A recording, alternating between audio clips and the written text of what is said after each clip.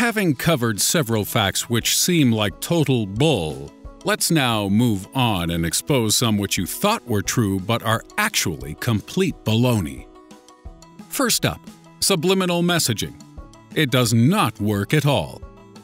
Whether it consists of reversed messages in rock music, flashing images in advertising, or someone whispering, "touch me in your ear" on a date, your subconscious cannot be tricked into doing what someone says. Your conscious desires for food, sex, and good health can be manipulated, but that's about it. And speaking of your brain, the idea you use just 10% of it is absolute rhubarb. You use mostly all of it, even when sleeping.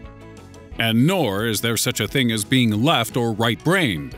The story of Sharon Parker proved as much when it was revealed that this 24-year-old woman had lived her entire life with only 10 to 15% of a normal brain's mass plopped inside her skull. She should have been a jabbering idiot, but her IQ is 113, which is above average, and her only notable condition is a penchant for untidiness. Furthermore, your brain is not and never will be like a computer. Brains are far more complicated than that. It's just that we like to compare it to the most advanced technology of the day. In the past, the brain has been likened to a piece of paper, a steam-driven device, and even a television switchboard, in an attempt to visualize its inner workings. So in the future, maybe we'll compare it to hover shorts or floob juice, whatever the heck that is. Next up is the lie that facts win arguments.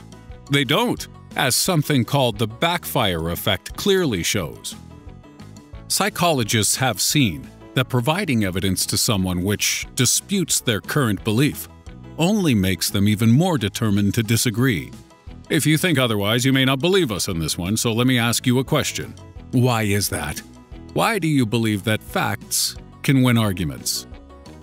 This question, and indeed all questions, are key, as while hurling facts at someone won't win an argument, asking questions will. Moving on. How many times can you fold a piece of paper? 7? Wrong. With enough paper and energy, you can fold it as many times as you like. If you could fold a half-millimeter sheet 42 times, you'd reach the moon. But do it 103 times, and you'll fill the entire observable universe. Look at this map of the world. Nice, isn't it? No, it's wrong. Almost every map of the world you've seen is wrong, as they're based on the Mercator projection, which skews nations that are farther from the equator. Here's a more accurate map of the world. Well, isn't that nuts? Oh, that reminds me. Your tongue doesn't have certain taste regions. Goldfish can remember things for about 3 months.